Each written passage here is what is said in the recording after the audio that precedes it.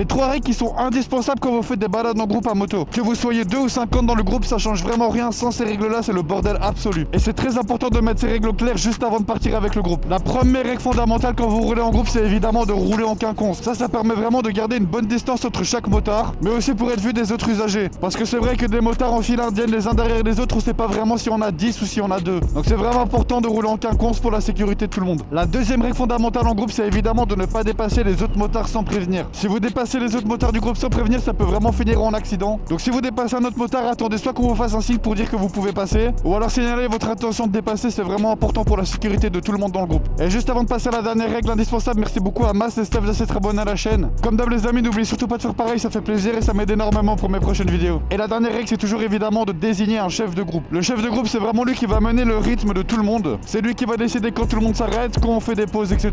Et c'est très important aussi de mettre quelqu'un d'expérimenté à l'arrière pour être sûr que tout le monde suit bien le groupe. Toutes ces règles à moto en groupe sont très importantes à appliquer parce que sinon votre balade à moto entre potes va vite se transformer en cauchemar.